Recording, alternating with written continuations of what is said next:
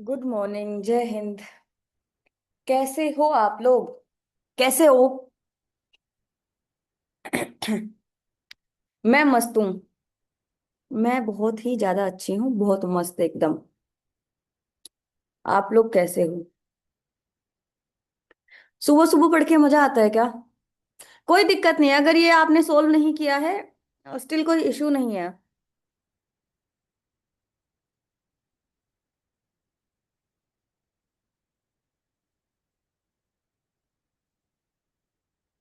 कोई दिक्कत नहीं है, डायरेक्ट एक्सप्लेनेशन देख लो यार।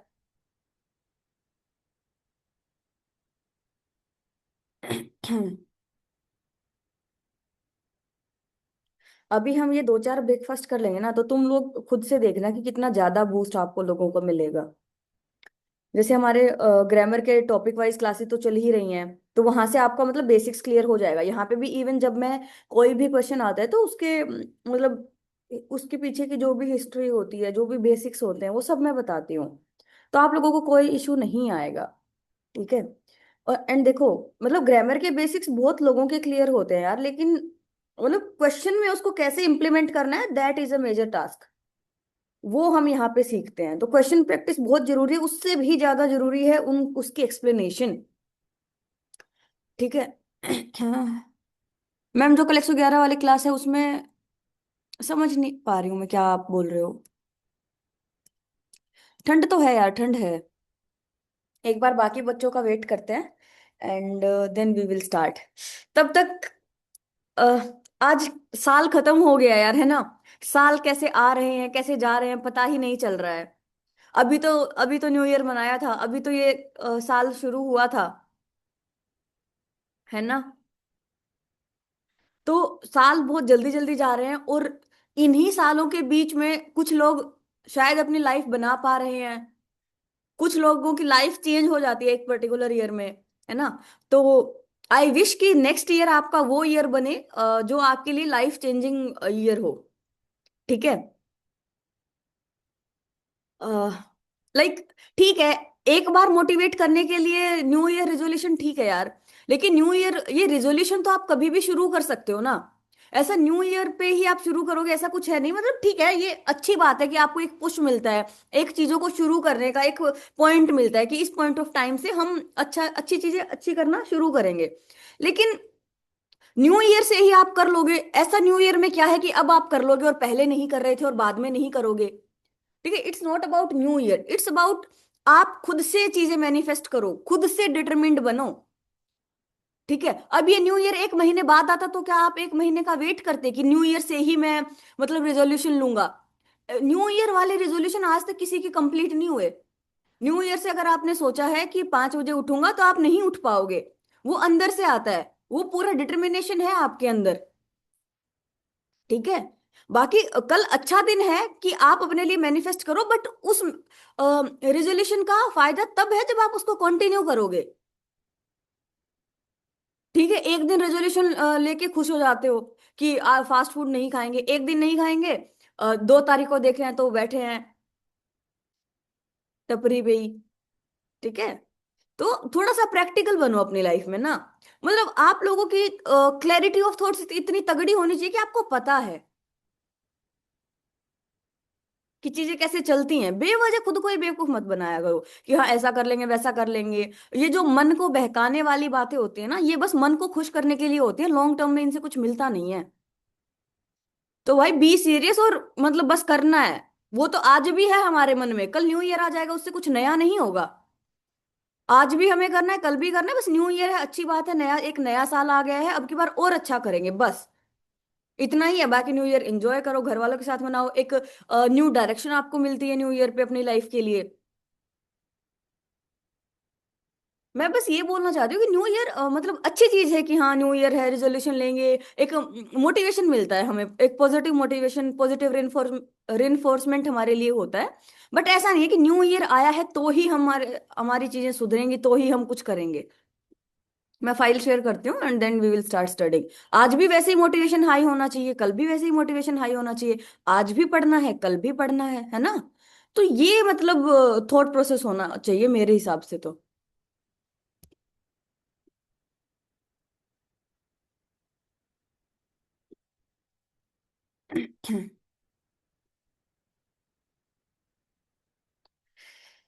हम्म। हाँ मतलब एक ये होना चाहिए कि यार एक साल बीत गया है, पुराने साल को हमें ज्यादा याद करना चाहिए कि यार एक साल बीत गया।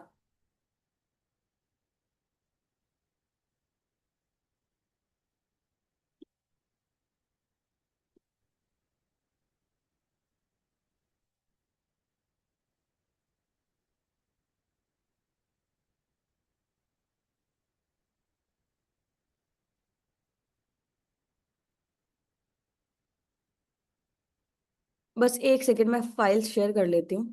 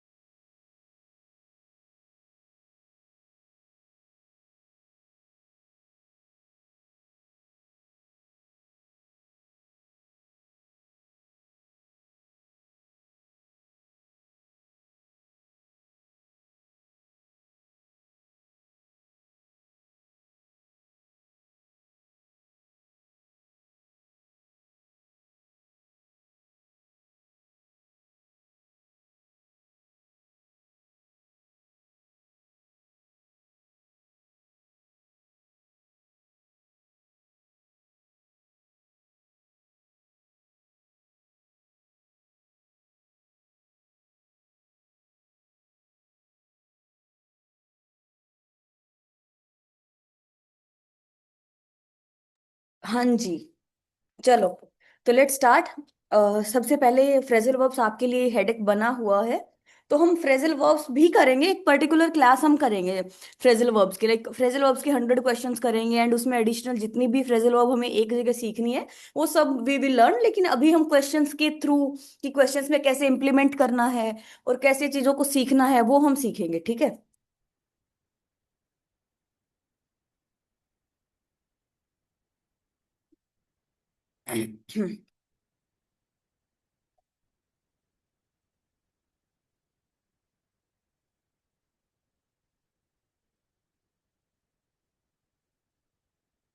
अरे बहुत आराम से कर लोगे यार। तुम बस अभी जो आप लोगों को करवाया जा रहा है बैच में, सिर्फ आप वो क्लासेस लगाते जाओ, उसके बाहर क्या ही पूछेगा वो। बहुत आराम से कर लोगे। Have faith in yourself, have faith in what you are studying, ठीक है।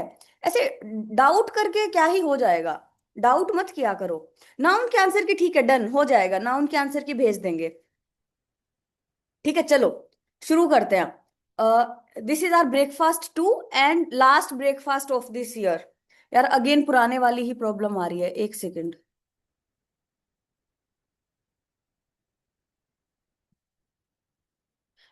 1 मिनट में फाइल दोबारा से खोलती हूँ।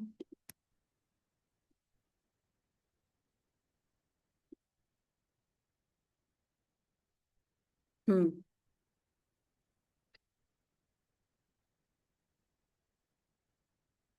हाँ कन्वर्ट वाला भी आएगा। कन्वर्ट वाली क्लास अभी अनुराग सर कराएंगे 10 तारीख से पहले पहले।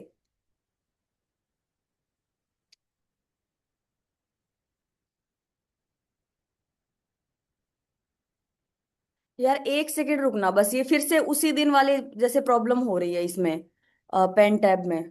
1 मिनट रुकना बस आप लोग, आशीष सर को बुलाया जाए, रुको।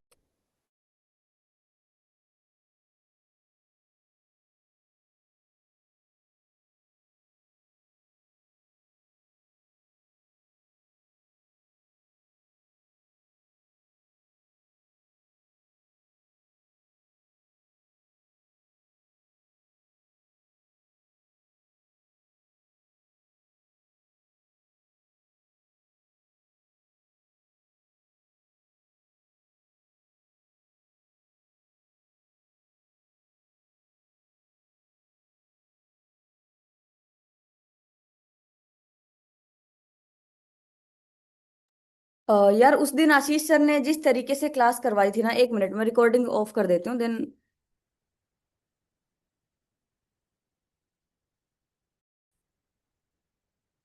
ओके, चलो फ्रेजल वर्ब्स करते हैं।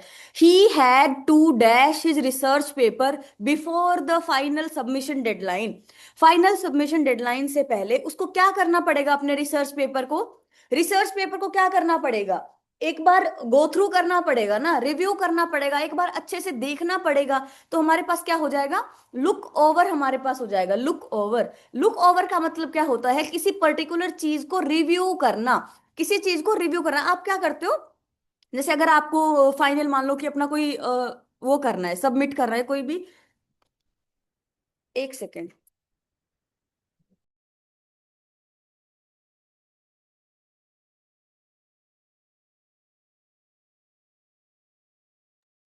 अभी मैं आपको बाकी फ्रेजल वर्ब्स के मीनिंग भी बताऊंगी, बट पहले ये समझो कि आपको, अगर आपको कोई भी असाइनमेंट सबमिट करना है तो आप क्या करोगे? Look over. लुक ओवर का मतलब क्या होता है?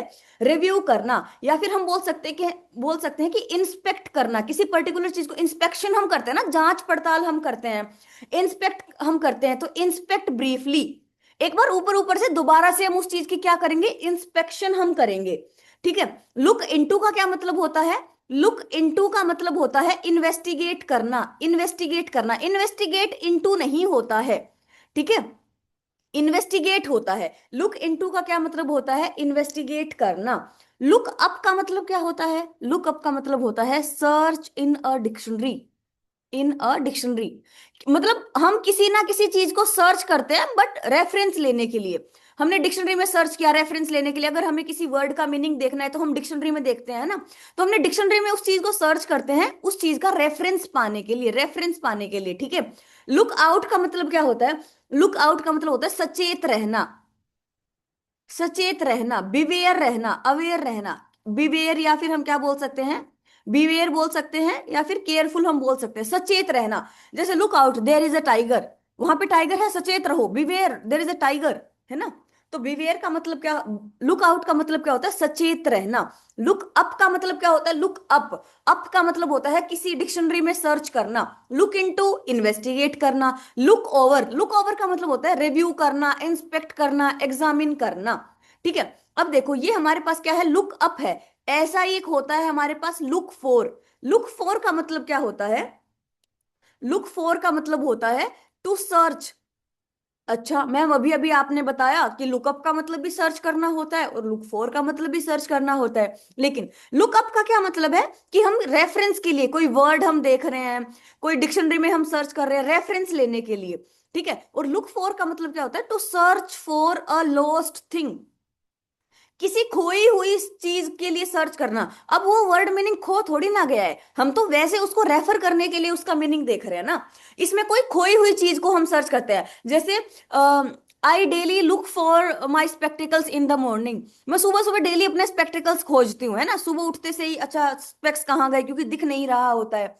तो लुक फॉर का मतलब होता है जो कोई चीज गुम हो गई है ना, उसको आप सर्च करते हो। ठीक है। हाँ, उसके लिए भी हो सकता है, फूड वगैरह सर्च करने के लिए। हाँ, हो जाएगा कि वो आपको मिल नहीं रहा है। अच्छी जगह रखा करो, ठीक है। सोलू रोज अच्छी जगह रखूंगे। चलो, आफ्टर सेवरल फेल्ड अटेम्प्ट्स, बहुत सारे फेल्ड अटेम्प्ट्स के बाद में, लुकअप का मीनिंग बता दीजिए ma'am.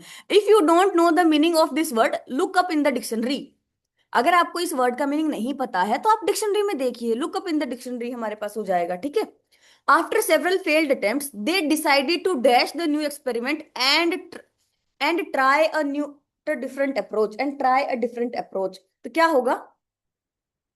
They decided to give up. Give up का देखो, बहुत सारे फेल्ड अटेम्प्ट होने के बाद में उन्हें क्या लगा कि हमें इस चीज को गिव अप कर देना चाहिए और एक नई अप्रोच हमें लगानी चाहिए। तो गिव अप का मतलब क्या होता है? हार मान लेना। अब गिव इन क्यों नहीं होगा, रुको बताती हूं। ठीक है। गिव अप का मतलब क्या होता है? हार मान लेना। गिव अप का मतलब होता है हार मान लेना। और गिव इन का मतलब क्या होता है? गिव इन में इंक्लूड होता है गिव अप प्लस से टू समवन। मतलब आप किसी इंसान, आपने हार मान ली, प्लस किसी और को जाके बोल दिया कि हाँ मैं हार मान रहा हूं। तो इसका मतलब क्या हुआ? गिव इन का मतलब होता है सरेंडर करना। ठीक है, सरेंडर करना गिव इन का मतलब होता है। यहां पे उन्होंने सरेंडर नहीं किया है, उन्होंने नॉर्मल हार मान ली है। ठीक है। गिव आउट का मतलब क्या होता है? गिव आउट का मतलब होता है प्रोड्यूस करना, किसी चीज को उत्पन्न करना। ठीक है, जैसे this gas gives out bad smell. ये जो गैस है वो क्या करती है? प्रोड्यूस करती है गंदी स्मेल। ठीक है, तो गिव आउट का मतलब क्या होता है? प्रोड्यूस करना। गिव ओवर का मतलब क्या होता है? गिव ओवर का मतलब होता है stop doing something annoying. Give over का मतलब होता है stop giving something, stop doing something.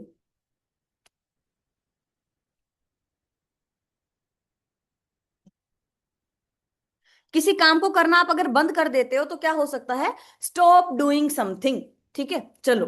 The professor asked the students to dash their thoughts on the topic in the group discussion. कि ग्रुप डिस्कशन में आप अपने थॉट्स को लेकर आओ, ये प्रोफेसर ने कहा। तो क्या हो जाएगा? Bring out. ब्रिंग आउट हमारे पास हो जाएगा। ब्रिंग आउट कैसे हो जाएगा? अभी आप लोगों का काम ये है कि आप मीनिंग समझिए शांति से बैठ के। ठीक है, तो यहाँ पे समथिंग अनोइंग होता है, बेसिकली अनोइंग। अब कुछ बच्चों को लग रहा है कि मैम गिव ओवर क्यों नहीं हुआ, इसमें भी तो उन्होंने कुछ करने से रुक गए हैं ना। लेकिन स्टॉप डूइंग समथिंग, किसी काम को करने से रुकना, लेकिन वो पर्टिकुलरली क्या होता है? हमारे पास कोई अनोइंग काम होता है जो आप करने से अपने आप को रोक लेते हो, वो करना बंद कर देते हो। ठीक है, ब्रिंग आउट का क्या मतलब होता है? किसी भी चीज का कारण बनना, कोज टू अपीयर, या फिर हाईलाइट हम बोल सकते हैं, हाईलाइट करना। ठीक है, अब देखो, the professor asked the students to highlight their thoughts, मतलब उस चीज को थोड़ा सा नजरों में लेके आओ, उस चीज को सामने लेके आओ। ठीक है, ब्रिंग डाउन का मतलब क्या होता है? ब्रिंग डाउन का मतलब होता है रिड्यूस करना, किसी चीज को कम करना, रिड्यूस करना हमारे पास हो जाएगा ब्रिंग डाउन। ठीक है, अब ब्रिंग इन का मतलब क्या होता है? ब्रिंग इन का मतलब होता है किसी चीज को इंट्रोड्यूस करना। ठीक है, अब आप लोगों को लगेगा कि मैम ब्रिंग इन क्यों नहीं हुआ? ब्रिंग इन का मतलब होता है किसी भी चीज को इंट्रोड्यूस करना। यहाँ पे वो बोल रहे हैं कि आपके जो टॉपिक के लिए जो थॉट्स है ना, उन्हें हाईलाइट करो, यहाँ पे दर्शाओ, दिखाओ, एक्सप्रेस करो। ठीक है, वो इंट्रोड्यूस नहीं करना है। ठीक है, the committee will dash the new proposal next week. Committee जो है will dash the new proposal next week, committee क्या करेगी next week? Will go over. Go over का मतलब भी क्या होता है? जो नया प्रपोजल आया है उसको क्या करेगी? नेक्स्ट वीक दो रिव्यू करेगी। गो ओवर का मतलब क्या होता है? रिव्यू करना। अभी बताऊंगी बाकी क्यों नहीं हुए हैं। रिव्यू करना, डिस्कस करना। ठीक है, the committee will go over the new proposal next week. जो नया प्रपोजल हुआ है उसको क्या करेगी? रिव्यू करेगी, डिस्कस करेगी। ठीक है, गो अंडर का मतलब क्या होता है? किसी भी चीज का डूब जाना, कोलेप्स कर जाना, सिंक कर जाना, फेल हो जाना, कोलेप्स हो जाना। ठीक है, तो go under sink, go under का मतलब होता है किसी भी चीज का धंस जाना, सिंक हो जाना, फेल हो जाना। ठीक है, गो थ्रू का मतलब क्या होता है? जैसे एक तो गो थ्रू आप अपने नोट्स को गो थ्रू करते हो, है ना। लेकिन एक गो थ्रू जहां पे भी आपको थ्रू वर्ड दिखे ना, I will come through, put through, या फिर ऐसे थ्रू वाला मतलब होता है ना, उसका मतलब मैक्सिमम टाइम क्या होता है? सफर करना होता है। गो थ्रू का जैसे I went through a difficult time, मतलब एक बहुत मुश्किल वाले दौर से मैं गुजरा हूं। ठीक है, थ्रू का मतलब ही क्या होता है? थ्रू का मतलब ही होता है गुजरना। ठीक है, तो गो थ्रू का मतलब होता है सफर करना किसी पर्टिकुलर चीज से। वैसे तो हम बोल देते हैं कि मैं अपने मतलब नोट्स को गो थ्रू करूंगा, वो गो थ्रू नहीं होता है, गो ओवर हमारे पास हमें यूज करना चाहिए। गो थ्रू का मतलब होता है किसी भी चीज के से आप गुजरते हो। ठीक है, इस तरीके से हम यूज करते हैं। चलो, the research team is trying to dash the variables that could affect the outcome of the experiment. Research team try कर रही है वेरिएबल्स को dash that could affect the outcome of the experiment, जो experiment के outcome को affect कर सकते हैं। तो रिसर्च टीम क्या कर रही है? Is trying to sort out the variables. Sort out करती है ना, तो हमारे पास क्या होगा कि the research team, go on का मतलब होता है कैरी ऑन, गो ऑन का मतलब होता है कैरी ऑन। ठीक है, the research team is trying to dash the variables. तो द रिसर्च टीम क्या कर रही है, वेरिएबल्स को सॉर्ट आउट करने की कोशिश कर रही है। पॉइंट आउट करने का मतलब आपको पता है कि किसी को पॉइंट आउट करना, नोटिस करना है ना, पॉइंट आउट किसी को हम करते हैं। ठीक है। टर्न अराउंड का मतलब क्या होता है, टर्न अराउंड का मतलब एक तो रोटेट करना भी होता है, टर्न अराउंड। ठीक है। एक सेकेंड, साफ साफ लिखती हूँ। टर्न अराउंड का एक तो मतलब होता है रोटेट करना, जैसे अगर कोई दूसरे साइड मुंह करके खड़ा है तो हम उसको क्या बोलेंगे, टर्न अराउंड। इसका मतलब क्या है, डायरेक्शन चेंज करना। और अगर आप किसी पर्टिकुलर, जैसे अगर आपके मार्क्स में आप इंप्रूव नहीं कर रहे हो और आपने इंप्रूव किया, तो हम क्या बोलेंगे, ही टर्न्ड अराउंड हिज मार्क्स। इसका मतलब क्या है, उसने अपने मार्क्स को रोटेट किया है, बदलाव लेके आया है। तो हम क्या बोल सकते हैं, इंप्रूव भी बोल सकते हैं। क्या हो सकता है, इंप्रूव भी बोल सकते हैं। कॉल आउट का मतलब क्या होता है, कॉल आउट का मतलब होता है टू शाउट, चिल्ला के किसी का नाम बोलना। ठीक है। कॉल आउट का मतलब होता है टू शाउट। और इसका हम क्रिटिसिज्म वाले सेंस में भी लेके जा सकते हैं, क्रिटिसाइज करने वाले सेंस में भी। ठीक है। तो कॉल आउट का मतलब क्या होता है, टू शाउट या फिर क्रिटिसाइज। अभी देखो, आप लोगों के कोई भी क्वेश्चन इसमें से गलत हुआ हो, अगर आप यहाँ पे आए हैं तो आपका काम क्या है कि आप इस हर एक फ्रेजल वर्ब का मीनिंग सीखें। पहली बात, अगर आपका कोई क्वेश्चन गलत हुआ है तो आप माने कि आपका क्वेश्चन गलत हुआ है। सबसे पहली चीज होती है एक्सेप्टेंस। तो पहले एक्सेप्ट करो और जो चीज नहीं सिखाई जा रही उसको सीखो। अभी अगर आपने इसका आंसर ब्रिंग डाउन किया है तो आप यही मेरे से बोलते रहोगे कि मैम ब्रिंग डाउन क्यों नहीं हुआ, ब्रिंग डाउन क्यों नहीं हुआ।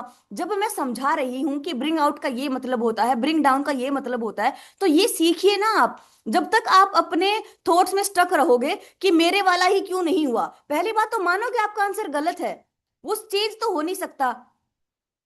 ठीक है, आंसर आपका गलत हो गया, आप सही आंसर है वो सीखिए बस। ठीक है, चलो।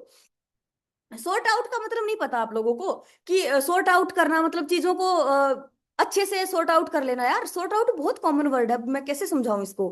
Is trying to sort out करना, किसी चीज को सोल्व करना, फिक्स करना। ठीक है। हाँ, ऑर्गेनाइज करना। सॉर्ट आउट, जैसे मैटर सॉर्ट आउट हो गया, सोल्व हो गया। जैसे मैंने ये लिस्ट सॉर्ट आउट की है स्टूडेंट्स की, तो मतलब ऑर्गेनाइज की है, एक सिंप्लीफाई की है, सुलझाना। बहुत आसान वर्ड है। पॉइंट आउट करना, किसी को नोटिसेबल बनाना, किसी को हाईलाइट करना, पॉइंट आउट कर दिया। जैसे मैं एग्जांपल्स आपको देती हूँ, आप खुद मीनिंग समझिए, इतने आप समझदार हैं, आप ग्रेजुएशन करके आए हैं यहाँ पे। अगर मैंने किसी स्टूडेंट को क्लास में पॉइंट आउट किया, जैसे मैंने उसको स्वेटर ना पहनने के लिए मैंने उसको क्लास में पॉइंट आउट किया। ठीक है, ये हाथ होता है पॉइंट आउट। चलो, I need to dash my paper before submitting it to the journal for review. Review, journal को रिव्यू के लिए सबमिट करने से पहले मुझे क्या करना पड़ेगा, बताइए क्या करना पड़ेगा।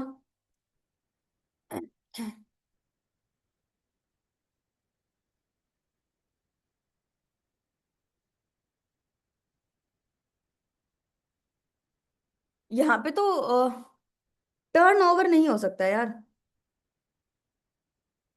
हाँ, इन ऑप्शंस के हिसाब से तो टर्न ओवर ही होगा, बाकी इसमें लुक ओवर होना चाहिए था। लुक ओवर हो सकता था, इसमें हमारा गो ओवर हो सकता था।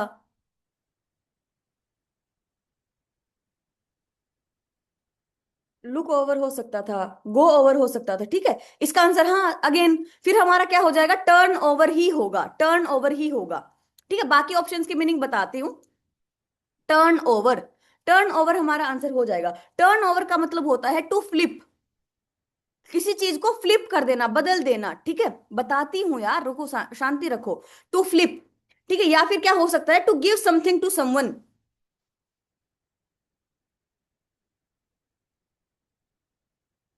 To give something to someone. तो ये तो मतलब बहुत आराम से हो गया, I need to turn over my paper, मतलब अपने पेपर को मुझे एक बार मतलब ऐसे पलट पलट के देखना पड़ेगा, फ्लिप करके देखना पड़ेगा इसको, जर्नल को रिव्यू के लिए सबमिट करने से पहले। टर्न इन का मतलब क्या होता है, टर्न इन का मतलब होता है सबमिट करना। मुझे सबमिट करना पड़ेगा सबमिट करने से पहले, ये कैसा बेतुका सा सेंटेंस बना, है ना। टर्न इन नहीं हो सकता। टर्न अप का मतलब क्या होता है, अपीयर होना। जैसे one of my aunt turned up in the party, in the new year party. मतलब मेरी एक जो कोई भी एक चाची मासी जो है वो मतलब मुझे दिखी न्यू ईयर पार्टी में। ठीक है, हाँ टर्नओवर, वो ये टर्नओवर होता है। जो टर्नओवर सालाना टर्नओवर होता है ना, वो टर्नओवर पूरा नाउन होता है। ये टर्नओवर अलग अलग है। टर्न डाउन का मतलब क्या होता है? टर्न डाउन का मतलब होता है रिजेक्ट होना। ठीक है। तो टर्न डाउन का मतलब क्या होता है? रिजेक्ट होना। और टर्न अप का मतलब क्या होता है? अपीयर होना। टर्न अप, जैसे टर्न अप का मतलब क्या होता है? कोई किसी का प्रतीत होना, कोई मतलब ऐसे मिलना कि वह अपीयर हुआ, वह दिखा। टर्न अप का मतलब होता है कोई बंदा दिखा। जैसे the my boss turn down my my request. मेरे बॉस ने मेरी रिक्वेस्ट जो थी वो रिजेक्ट कर दी, टर्न डाउन कर दी। टर्न इन का मतलब क्या होता है? सबमिट करना, सबमिट करना। ठीक है। जैसे अ, जो सीएपीएफ बैच में है, उनके उनके पास लिखा आता होगा कि वो अपने असाइनमेंट सबमिट करते हैं। You can turn in your सब असाइनमेंट बिफोर 10, बिफोर 6, ऐसा करके आता है। तो टर्न इन का मतलब क्या होता है? सबमिट करना। ठीक है। और टर्न ओवर का मतलब क्या होता है? फ्लिप करना, या फिर किसी को कोई चीज देना। To give something to someone के लिए हम यूज करते हैं। चलो, the professors lecture helped me dash some of the complex concept in my thesis. मेरी थीसिस में बहुत सारे कुछ कॉम्प्लेक्स कॉन्सेप्ट को समझने में मुझे बहुत ज्यादा हेल्प मिली। तो क्या हो जाएगा?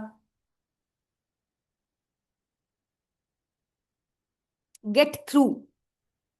गेट थ्रू का मतलब क्या होता है? अब आप लोगों को एकदम ही अजीब क्या पता लग सकता है कि ये कैसे कैसे आंसर्स हो रहे हैं। मीनिंग देखिए इनका क्या होता है। फ्रेजल वो बहुत अटपटा सा टॉपिक है यार, आपको जो लग रहा है वो नहीं होगा।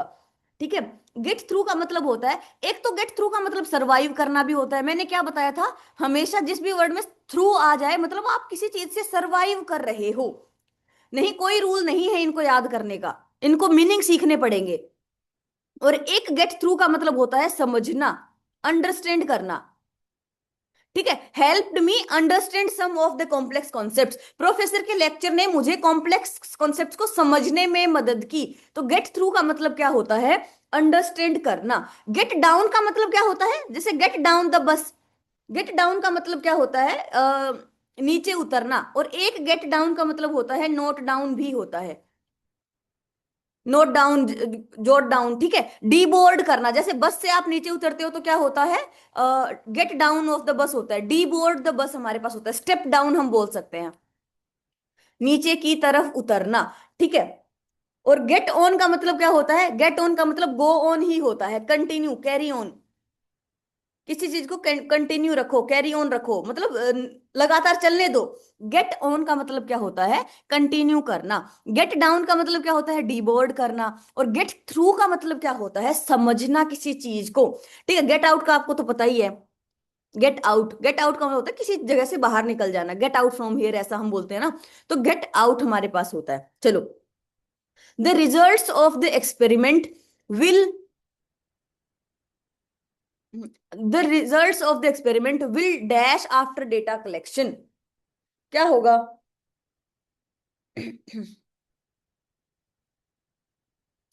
द रिजल्ट्स, टर्न ओवर का मतलब तो होगा, टर्न ओवर नहीं होगा। सबमिट भी नहीं होगा। टर्न अप अपीयर भी नहीं होगा। टर्न अप हो सकता है।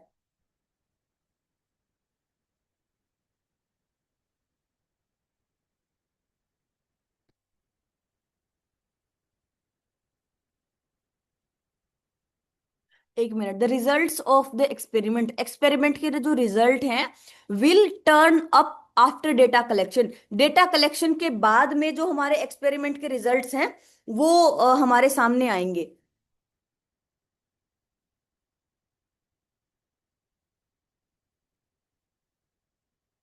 ठीक है। टर्न आउट, इसका आंसर ऐसे टर्न आउट है। टर्न आउट का मतलब क्या होता है?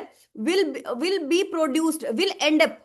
प्रोड्यूस और एंड अप इसका मतलब होता है किसी चीज को प्रोड्यूस करना या एंड अप करना। ठीक है। तो the results of the experiment will and up after data collection. जो एक्सपेरिमेंट के जो रिजल्ट हैं वो कब आएंगे? विल कब मतलब वो उनका निष्कर्ष निकलेगा, कब निकलेगा, कब वो प्रोड्यूस होंगे, कब वो बनेंगे? डेटा कलेक्शन के बाद वो बनेंगे। ठीक है। टर्न इन का मतलब सबमिट होता है, अभी अभी बताया है। ठीक है।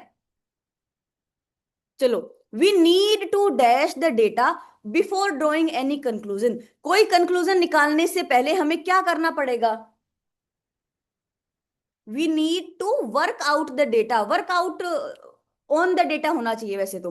We need to work out on the data होना चाहिए। तो वर्कआउट का मतलब क्या होता है? किसी चीज को सोल्व करना, किसी चीज को सोल्व करना, किसी चीज को कैलकुलेट करना, ठीक है, किसी चीज को फिगर आउट करना, ये इसका मतलब होता है। तो we need to work out on the data, we need to figure out the data, we need to calculate the data, ठीक है, ये सब इसका मतलब होता है। ठीक है। वर्क इन का मतलब क्या होता है? वर्क इन का मतलब होता है फिट इन, किसी चीज में फिट इन होना, किसी चीज में फिट होना, उसके लिए हम क्या यूज करते हैं? वर्क इन हम यूज करते हैं। वर्क अप का मतलब होता है किसी चीज को डेवलप करना, ठीक है। डेवलप को हिंदी में क्या बोलते हैं? किसी चीज को डेवलप करना, विकास करना किसी चीज का, डेवलप करना किसी चीज का, विकास करना, ठीक है। वर्क ऑफ का मतलब क्या होता है? ऑफ, ऑफ हम किसके लिए करते हैं? रिमूव के लिए यूज करते हैं ना। तो वर्क ऑफ का मतलब क्या हो जाएगा? रिमूव हो जाएगा। वर्क ऑफ का मतलब क्या होगा? रिमूव करना। The team members were able to dash their differences and work together on the research progress, on the research project, क्या होगा?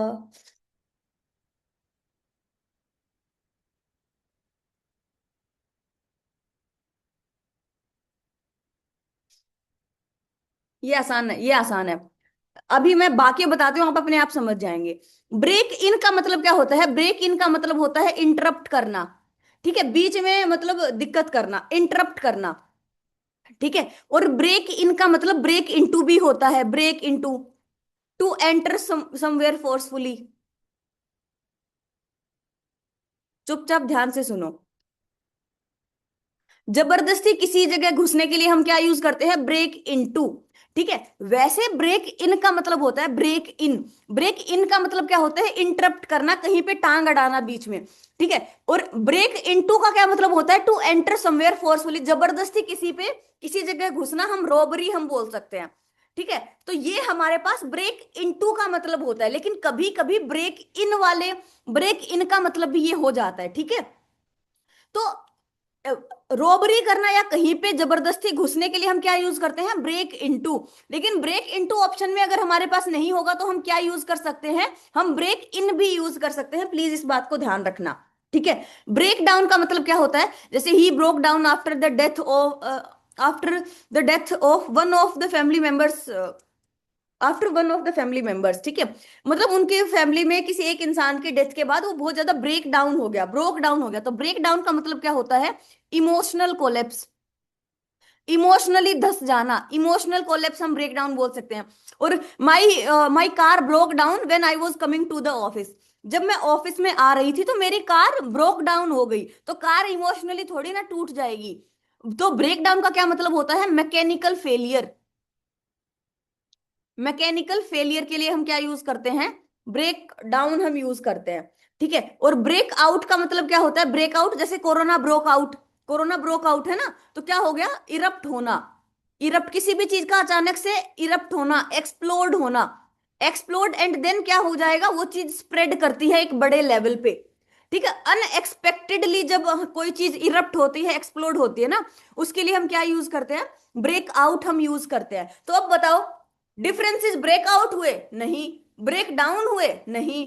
उन्होंने इंटरप्ट किया? नहीं। क्या हो गया? ब्रेक थ्रू हो गया। ब्रेक थ्रू का मतलब होता है सक्सीड करना, मतलब अपने डिफरेंसेस को सोल्व करने में वो फाइनली सक्सीड हुए और एक साथ काम करने लग गए रिसर्च प्रोजेक्ट पे, ठीक है। अभी 2 मिनट शांति से बैठोगे और चुपचाप सुनोगे, ठीक है। चलो, लुक ओवर, लुक ओवर का मतलब क्या होता है? जैसे लुक ओवर का मतलब होता है एग्जामिन केयरफुली, बहुत अच्छे से किसी चीज को एग्जामिन करना, रिव्यू करना, इंस्पेक्ट करना, दोबारा से, मतलब हम इंस्पेक्शन करते हैं ना, जांच पड़ताल करते हैं, हम दोबारा से एग्जामिन करते हैं। तो इंस्पेक्ट ब्रीफली। लुक अप का क्या मतलब होता है? डिक्शनरी में सर्च करना, लुक अप हमारे पास होता है। ऐसा ही एक होता है लुक फॉर, लुक फॉर का मतलब क्या होता है? खोई हुई चीज के लिए खोजना, किसी गुम हुई चीज के लिए खोजना। तो लुक फॉर हमारे पास होता है, ठीक है।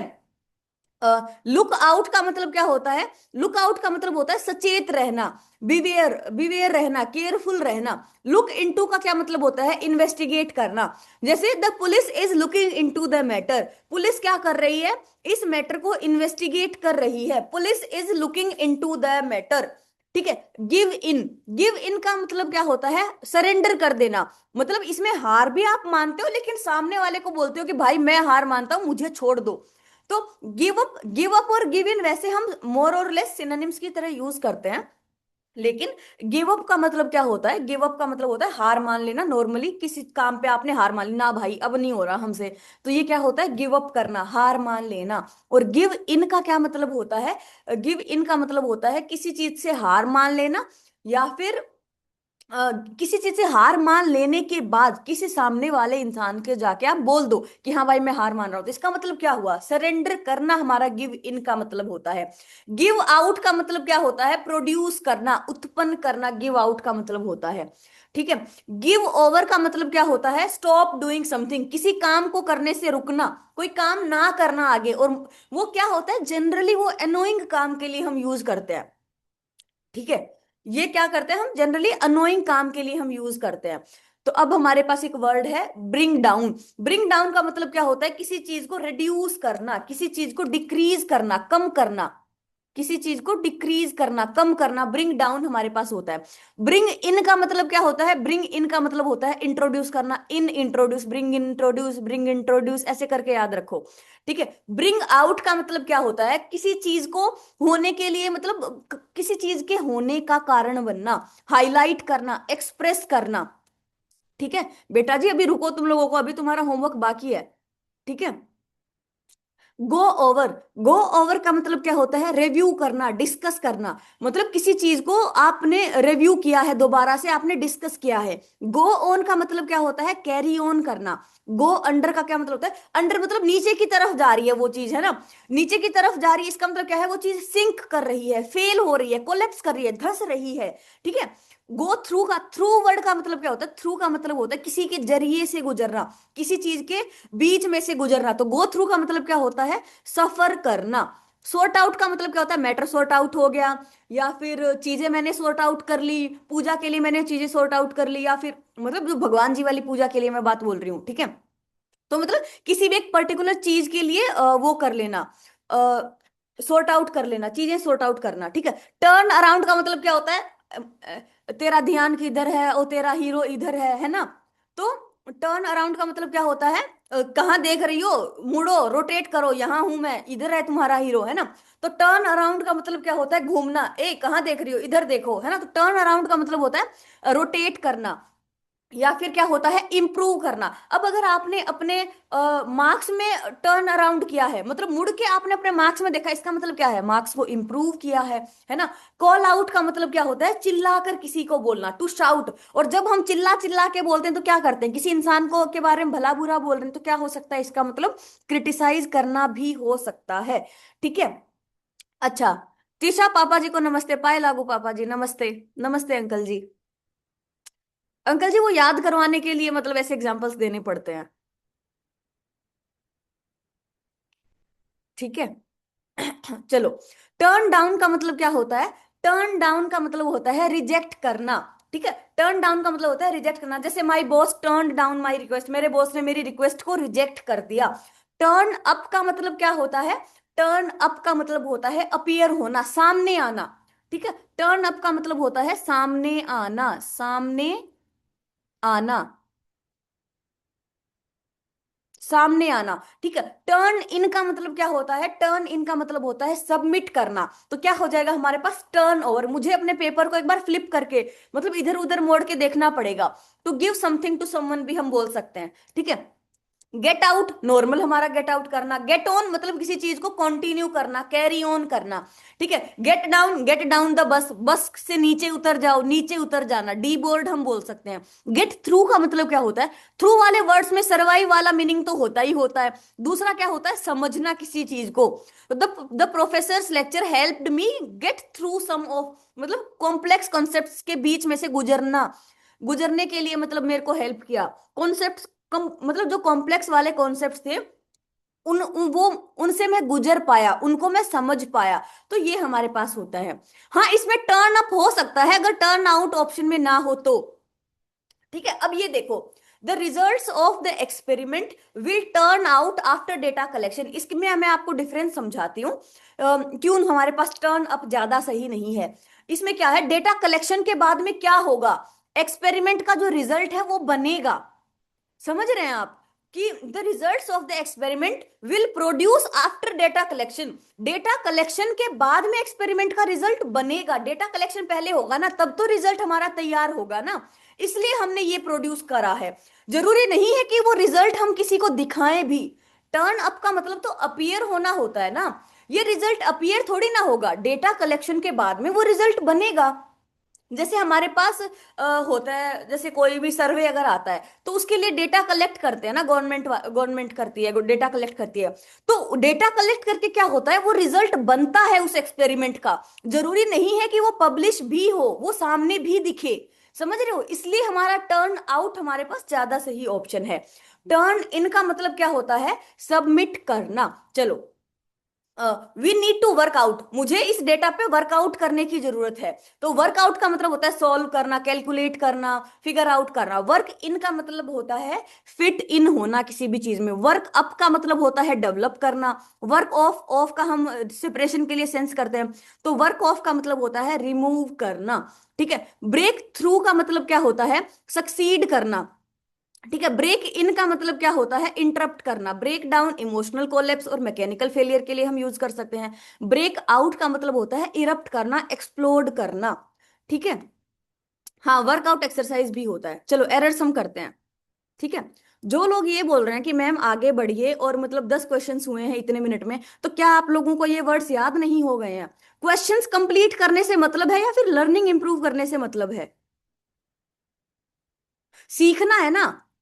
हमने एक क्लास में 100 क्वेश्चन कर लिए, उससे फायदा क्या होगा जब सीख नहीं पाओगे? मुझे पता है अब ये फाइल बंद हो जाएगी, तुम लोग दोबारा खोलोगे भी नहीं। तो कम से कम क्लास में ही याद कर लो। इसलिए आज दोबारा रिपीट किया है, क्योंकि फ्रेजल वर्ब्स को याद करने में बहुत दिक्कत होती है। तो अगर अभी मैंने 2 बार रिपीट कर दिया ना, तो आप लोग आराम से इसको याद कर पाओगे, दिमाग में स्टिक होगा वो। वरना तो मैं कभी भी, इतना टाइम ही नहीं होता है कि दोबारा से चीजों को बता पाऊं। लेकिन ये बहुत टफ है, डायरेक्ट याद कभी नहीं होगा, इसलिए 2 बार मैंने खुद ही बताया है। चलो, one of most widely spread bad habits is the use of tobacco. कल से वैसे मैं अपनी क्लास में कमेंट्स ऑफ रखूंगी, मतलब this is the last time कि मैंने कमेंट्स मतलब आप लोगों के ऑन किए हैं, फिर चुपचाप बैठ के सुनते रहना। ठीक है, चलो, one of most widely spread bad habits. तो इसके लिए मैंने ये वन ऑफ वाला बहुत आराम से मैंने रूल आप लोगों को समझाया था कि वन ऑफ के बाद में क्या होता है, प्लूरल नाउन हमारे पास होता है। तो वन ऑफ के बाद में बैड हैबिट्स आया है, बढ़िया है, कोई दिक्कत नहीं है। सिंगुलर वर्ब आती है, वन ऑफ के बाद में प्लूरल नाउन आता है और सिंगुलर वर्ब आती है। सिंगुलर वर्ब आई है, कोई दिक्कत नहीं है, मतलब सी में कोई दिक्कत नहीं है, बी में कोई दिक्कत नहीं है। One of most widely spread bad habits, तो क्या होगा, one of the most widely spread bad habits. Bad habits, बहुत जितनी भी बैड हैबिट्स है ना जो तेजी से फैलती हैं, उनमें से सबसे ज्यादा गंदी क्या है, टोबैको है हमारे पास। ठीक है, चलो, a great part of Arabia, Arabia is desert. Arabia का जो एक बहुत बड़ा भाग है वो क्या है, वो एरिड है, वो ड्राई है। डेजर्ट का मतलब क्या है, वो ड्राई है, वो एरिड है। तो अरेबिया का एक बहुत बड़ा भाग क्या है, डेजर्ट है। कोई एरर नहीं है, नो एरर हमारे पास हो जाएगा। इसमें बहुत सारे बच्चों को ये लगता है कि यहाँ पे अ डेजर्ट होना चाहिए, कि बहुत बड़ा भाग एक रेगिस्तान है। यहाँ पे बात ये नहीं चल रही कि रेगिस्तान है, वो ये बताना चाह रहा है कि अरेबिया के बहुत बड़े भाग में क्या है, एरिड लैंड है, ड्राई लैंड है। तो हमें ए नहीं करना पड़ेगा। नहीं, ग्रेटर पार्ट हम तब करते ना, क्योंकि एक बहुत बड़ा भाग, जब हम कंपैरिजन करते कि एक इतना भाग है और एक इतना भाग है, तो ये हमारे पास ग्रेटर पार्ट है इस पार्ट के बजाय। तो ग्रेटर हमारे पास तब होता है जब कंपैरिजन होता है। ये पीवाईक्यू है और इसका आंसर नो एरर है। ठीक है, और ये बहुत सही बात है कि अरेबिया का एक बहुत बड़ा हिस्सा जो है वो क्या है, वो ड्राई है, वो एरिड है। डेजर्ट यहाँ पे एडजेक्टिव की तरह यूज हुआ है। ड्राई है, ड्राई हमारे पास एडजेक्टिव होता है ना, कि a large part of Arabia is dry. वो ड्राई है, वो डेजर्ट है, वो एरिड है। नहीं, द नहीं आएगा। ठीक है, चलो, मोस्ट ऑफ अस, हम में से बहुत सारे लोग who are older competitive runners, जो कि ओल्डर कॉम्पिटिटिव रनर्स हैं, who are not able to, ठीक है सबकी ही बात चल रही है तो आर होगा, are not able to race anywhere at the same speed as we do when we were 30। जब हम 30 साल के थे तब हम करते हैं, या फिर जब हम 30 साल के थे तब हम करते थे, तो as we did when we were 30 हो जाएगा, हमारे पास पैरेललिज्म ऑफ टेंस है।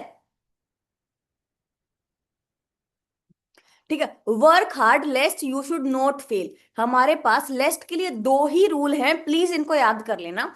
लेस्ट के साथ हमारी जो हेल्पिंग वर्ब आती है वो शुड आती है, या तो कुछ भी नहीं आएगी, या तो कुछ भी नहीं आएगा तो भी चलेगा,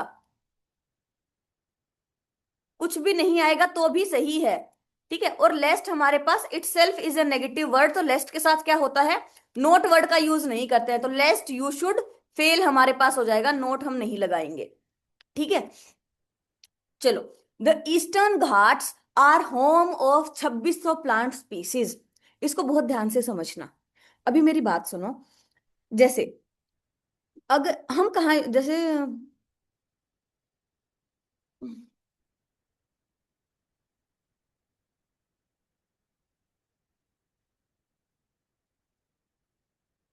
this pen is of Ram, ये पेन किसका है, राम का है। ठीक है, तो ऑफ मैंने क्यों लगाया है, ऑफ मैंने पोजेशन बताने के लिए लगाया है। पोजेशन का मतलब क्या होता है, पोजेशन का मतलब क्या होता है, अधिकार, अधिकार बताने के लिए हम लगाते हैं। ठीक है, तो अब ये बताओ, ये जो 2600 प्लांट स्पीसीज है ना, ये मैं बहुत आराम से आपको ये बता के जा सकती हूँ कि यहाँ पे होम टू आएगा। मैं आप लोगों को, I want you to understand कि यहाँ पे हमने टू यूज क्यों किया है। इसको ये समझो कि हमने टू यूज क्यों किया, क्योंकि ये 2600 प्लांट स्पीसीज का मालिकाना अधिकार है क्या, क्या इसके अलावा किसी और का अधिकार नहीं है। ऐसा नहीं है ना कि 2600 प्लांट स्पीसीज का घर है वो, सिर्फ उन्हीं का घर नहीं है, और भी बहुत सारी चीजें हैं, मतलब उस पे अधिकार नहीं है। ईस्टर्न घाट्स में तो और भी बहुत सारी चीजें हैं, सिर्फ इनका अधिकार नहीं है उस पे, है ना। तो क्या होगा, अब देखो सीडीएस जर्नी है, सीडीएस जर्नी, ठीक है, सीडीएस जर्नी को घर मानते हैं ना बहुत सारे बच्चे, तो CDS journey is home to 10,000 students. CDS journey क्या है, 10,000 बच्चों का घर है, मतलब बस 10,000 बच्चों के लिए घर है, 10,000 बच्चे उसको अपना घर समझते हैं, है ना। तो CDS journey is home to 1K student, मान लो 1K स्टूडेंट्स, 100 स्टूडेंट्स मान लो, चलो CDS journey is home to 100 students, CDS journey जो है वो 100 स्टूडेंट्स का घर है, 100 स्टूडेंट्स के लिए घर है। क्या इन स्टूडेंट्स का अधिकार है सीडीएस जर्नी पे, अधिकार नहीं है। वो लोग ये उस उनके लिए घर की तरह एक्ट करता है। तो यहाँ पे जो ईस्टर्न घाट्स है ना, वो इन प्लांट स्पीसीज के लिए घर की तरह एक्ट करता है। तो क्या होगा, हमारे पास टू हमारे पास हो जाएगा, समझ में आया। नहीं ऑनलाइन, अच्छा, अरे ऑनलाइन वालों के लिए ही 10K लिखा था, बट ठीक है, मैं वो नंबर वंबर मैं कुछ नहीं लिखना चाहती थी इसलिए। आप कैसी बातें करते हो यार, ऑनलाइन को कैसे हम अलग कर सकते हैं, ऑनलाइन के लिए तो इतने एफर्ट्स मारे जा रहे हैं, कैसे बात कर देते हो। हाँ, CDS journey is home to defence aspirants लिख लो, वो ऑन द स्पॉट जब एग्जाम्पल आता है ना, तो फिर उसमें इतना पर्टिकुलर हम नहीं हो सकते ना। ठीक है, सबसे पहले मैंने 10 के स्टूडेंट्स ही बोला था। हाँ, पढ़ाई के अलावा सब चीजों में ध्यान है इन लोगों का। Turbidity current is a fast moving current that sweeps down submarine canyons carrying sand and mud into the deep sea. क्या होगा,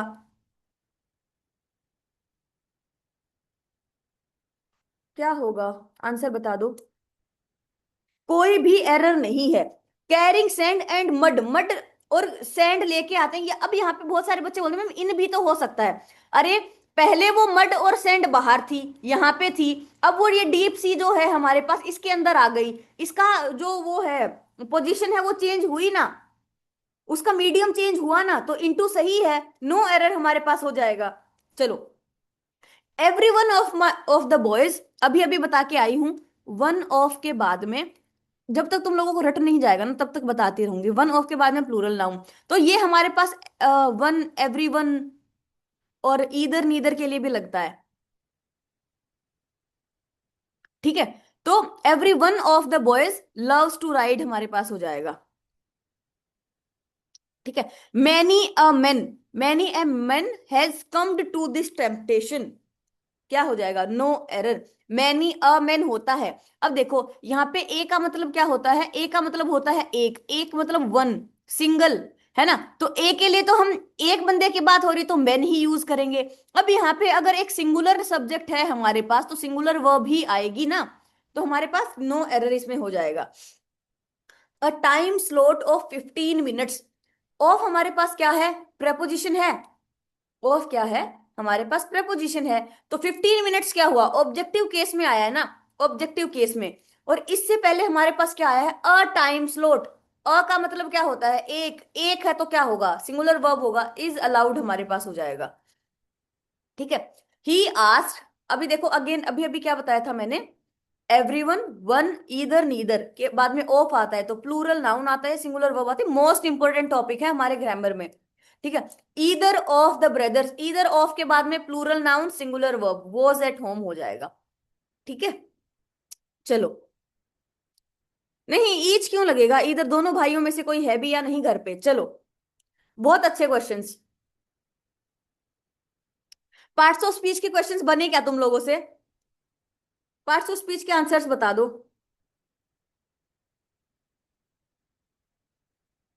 अच्छे क्वेश्चन थे, बहुत अच्छे क्वेश्चंस थे। देखो अभी बताती हूँ। क्या साइट हमारे पास वर्ब होता है, पहले तो ये बताओ। Reasonable, A B L E वाले वर्ड्स क्या होते हैं, एडजेक्टिव होते हैं, सही है। अपीयरेंस, ए एन सी हमारे पास नाउन होता है, सही है। अब ये जो साइट है, ये साइट का मतलब क्या होता है, साइट का मतलब होता है कोट करना, मेंशन करना, है ना। जैसे ही साइटेड अ पोएम, उसने एक पोएम क्या करी, साइट करी, रिसाइट हम करते हैं ना, रिसाइट करते हैं। तो साइट हमारे पास क्या होता है, नाउन नहीं होता है, क्या होता है, वर्ब होता है। तो हमारे पास ये गलत हो जाएगा। अब ये साइट वर्ब होती है क्या, अब ये देखो, माई आई साइट इज वीक। तो साइट, साइट कौन सी, आई साइट, तो साइट मेरे पास नाउन हो सकता है। ठीक है, नाउन तो होता है। ये साइट हमारे पास क्या होता है, नाउन होता है। अब क्या ये वर्ब हो सकता है, ही साइटेड, साइटेड का मतलब क्या होता है, सो अ टाइगर, होता है बच्चा। ये साइट जो है वो वर्ब हो सकता है। इस साइट का जब वर्ब के तरीके से होता है ना तो क्या मतलब होता है, इसका सो होता है। तो ये जो साइट है ना, साइट, साइट का मतलब होता है देखना, या फिर इस साइट का मतलब, ये जो साइट है इसका मतलब देखना भी हो सकता है, और इसका मतलब क्या हो सकता है, नजारा भी हो सकता है। नजारा है तो नाउन है, और देखना है तो क्या है, वर्ब है, तो ये वर्ब हो सकता है। ठीक है, तो ये हो जाएगा। दिमाग खुला या नहीं, दिमाग खुला या नहीं, तो क्या हो जाएगा, ओनली 3। और ये जो साइट है, इस साइट का मतलब होता है कोट करना, मेंशन करना। तो ही साइटेड अ पोएम हमारे पास हो जाएगा, उसने एक पोएम क्या करी, साइट करी, रिसाइट करी। ठीक है, चलो कोई दिक्कत नहीं है यार, कोई दिक्कत नहीं है, हम सीख, हमें सीखना है। तुम लोगों को एक शीट भी दूंगी मैं, ठीक है। तो वो करना तुम लोग। ठीक है, चलो। इट्स वेन वेराइटी, जैसे जब भी आप लोगों को इस तरीके से वर्ड का पता करना पड़े ना कि कौन से वर्ड का क्या है, तो आप लोगों को क्या करना है, उसके बिहाफ पे अपनी समझ के हिसाब से क्या करना है, सेंटेंसेस बनाने हैं। ठीक है। जैसे there are a variety of students, there is होगा, sorry, there is a variety of students in CDS journey. सीडीएस जर्नी में क्या है, वेराइटी ऑफ स्टूडेंट्स हैं, स्टूडेंट्स की बहुत ज्यादा वेराइटी है। तो हमारे पास क्या होगा, कार्तिक, ये साइट होता है वो हडप्पन साइट, ये साइट है वो साइट, कंस्ट्रक्शन साइट वाली। ये आपने होमोनिम्स में अगर नहीं पढ़ा है तो जब हम प्रैक्टिस शीट करेंगे ना होमोनिम्स की, तब आप लोगों को करवा दूंगी। देखो, एक ये S I G S T वाला होता है, एक सी आई टी ई वाला होता है, एक एस आई टी ई वाला होता है। एस आई टी वाले का मतलब क्या होता है, कंस्ट्रक्शन साइट, है ना। तो इस साइट का मतलब क्या होता है, लोकेशन होता है। ठीक है। करवाया था भैया ने, अच्छा ठीक है करवाया था। तो हमारे पास क्या हो जाएगा, ए। तो हमारे पास ए एन द, ये सब क्या होते हैं, आर्टिकल्स होते हैं। आर्टिकल के बाद में अगर कोई वर्ड होता है तो क्या होता है, नाउन होता है। तो वेराइटी हमारे पास एडजेक्टिव नहीं है, क्या है, नाउन है, तो ये गलत हो गया। क्या वेन हमारे पास कंजंक्शन हो सकता है, क्या वेन कंजंक्शन हो सकता है? एग्जाम्पल देखो, when he comes I will go, if he comes I will go. तो वेन तो हमारा कंजंक्शन होता ही है ना। तो वेन हमारे पास क्या होता है, कंजंक्शन होता है, ये सही है। क्या इट्स प्रोनाउन होता है, क्या इट्स प्रोनाउन होता है? नहीं, ये इट हमारे पास प्रोनाउन होता है। इट हमारे पास प्रोनाउन होता है सब्जेक्टिव एंड ऑब्जेक्टिव केस में। तो फिर इट्स क्या है मैम, अरे मैम क्या पढ़ा रही हो, क्या सिखा रही हो, है ना। तो हमारे पास देखो ये जो इट है ना, जैसे आ, एक सेकेंड बताती हूँ।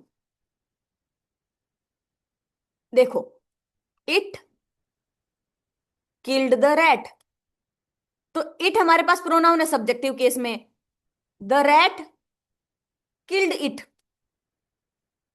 इसका मतलब क्या है, इट ही रहता है सब्जेक्टिव केस में भी और ऑब्जेक्टिव केस में भी।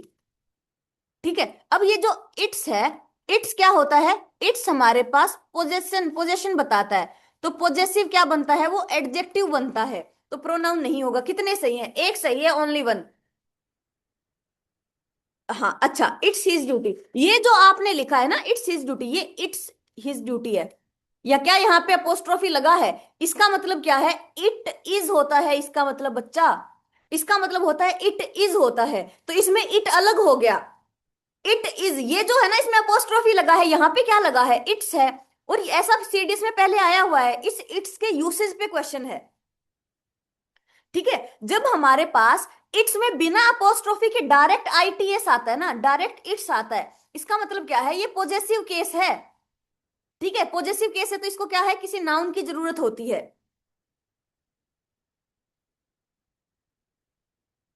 ठीक है, तो इट्स हमारे पास क्या हो जाएगा, प्रोनाउन नहीं है, पॉजेसिव केस है हमारे पास। ये इट्स माई हाउस आपने जेपी जहांगीर अलग लिखा है, ये इट इज माई हाउस होगा, इट इज माई हाउस ऐसे होना चाहिए। तो यहाँ पे कॉम अपोस्ट्रोफी आ जाएगा। ठीक है, तो हमारे पास सिर्फ एक ही सही है। ठीक है चलो, हार्ड हार्डली फ्रेंडली, क्या हमारे पास हार्ड एडवर्ब होता है? देखो इसके एग्जांपल्स देती हूं, जैसे दिस सरफेस इज हार्ड, यह सरफेस कैसी है, यह सरफेस हार्ड है।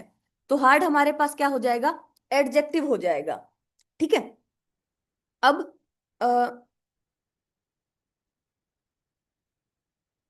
Hardly do I go to his house, इसका मतलब क्या है, मुश्किल से ही मैं उसके घर जाती हूं, इसका मतलब नहीं जाती हूं। एक बार समझने की कोशिश करें, मैं इसका मतलब क्या है, मैं मुश्किल से ही उसके घर जाती हूँ, इसका मतलब नहीं जाती हूँ।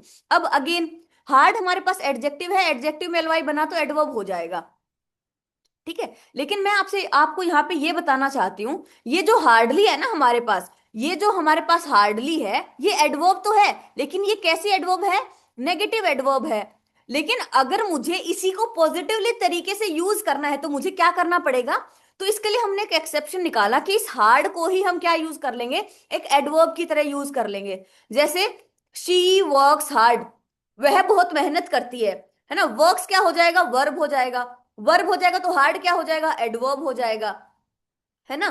तो शी वर्क्स हार्ड में हार्ड क्या है, एडवर्ब है। यहां पे मैंने हार्डली क्यों यूज नहीं किया, इस सेंटेंस में हमने हार्डली यूज क्यों नहीं किया, क्योंकि हार्डली तो हमारे पास नेगेटिव एडवर्ब है, हमें पॉजिटिव वर्ड चाहिए। तो इसको पॉजिटिव यूज करने के लिए हमने क्या किया, इस हार्ड वाले एडजेक्टिव को ही क्या मान लिया, एडवर्ब हमने मान लिया। ठीक है, तो हार्ड एडवर्ब हो सकता है, हार्डली एडजेक्टिव में एलवाई जुड़ेगा, ऑफ कोर्स हो सकता है। क्या फ्रेंडली एडजेक्टिव है, मैं परसों वाली लास्ट ब्रेकफास्ट में मैं बता के गई थी, friendly, yearly, monthly, manly, womanly, है ना। और वैसे भी नाउन में एलवाई जुड़ेगा तो क्या बनेगा, नाउन में एलवाई जुड़ेगा तो क्या बनेगा, एडजेक्टिव बनेगा। तो तीनों ही सही है, ऑल थ्री हमारे पास हो जाएगा।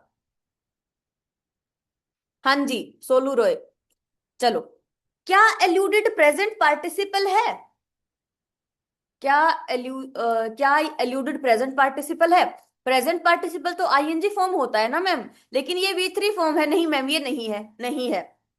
Decision ION, yes ma'am, ION वाला ना, आईओएन हमारे पास नाउन का सफिक्स होता है। ये अनुराग सर ने भी पढ़ाया था, आपने भी पढ़ाया था। डिसीजन नाउन होगा क्या? हाँ हाँ, हो जाएगा। एम्पावर करना, अगर हम किसी भी वर्ड के आगे ईएम लगा देते हैं, ईएम लगा देते हैं, तो क्या बनता है हमारे पास? वर्ब बन जाता है। ठीक है, एम्पावर करना किसी भी चीज को। ठीक है, और हम क्या बोल सकते हैं? एनकरेज करना। करेज क्या होता है? साहस। एनकरेज करना, किसी को साहसी बनाना। तो किसी भी वर्ड में ईएम या ईएन शुरू में लगता है ना, तो वो उसको क्या करने के लिए यूज होता है? वर्ब बनाने के लिए होता है। तो हमारे पास क्या हो जाएगा? एम्पावर हमारे पास वर्ब हो सकती है। क्या देम, क्या देम प्रोनाउन है? क्या सब्जेक्टिव प्रोनाउन है? नहीं। दे हमारे पास सब्जेक्टिव प्रोनाउन है। ये सिर्फ आपकी प्रेजेंस ऑफ माइंड चेक करने के लिए डाले थे ये क्वेश्चन। दे हमारे पास क्या है? सब्जेक्टिव प्रोनाउन है। दे का ऑब्जेक्ट क्या बनता है? दे का ऑब्जेक्ट बनता है देम। सब्जेक्टिव प्रोनाउन नहीं है। अब देखो, एल्यूडेड देखते से ही बच्चे सोचेंगे पार्टिसिपल है, लेकिन क्या प्रेजेंट पार्टिसिपल है? नहीं। तो सिर्फ और सिर्फ, मैं मानती हूं कि आपको ये सब कुछ पता था, लेकिन सिर्फ और सिर्फ ये क्या है? आपकी प्रेजेंस ऑफ माइंड चेक करनी थी। ठीक है, तो हमारे पास क्या होगा? ये नहीं होगा, ये नहीं होगा, दो सही हो जाएंगे, ओनली टू। चलो, क्या दैट कंजंक्शन होता है? क्या दैट कंजंक्शन होता है? एल्यूड का मतलब होता है एस्केप करना। देखो, ही सेड दैट, उसने कहा कि वह खेल रहा था। एक क्लोज, दूसरी क्लोज, दैट क्या हो जाएगा? कंजंक्शन हो जाएगा, हो सकता है मैम। ठीक है, अब देखो, क्या दिस डिटरमिनर हो सकता है?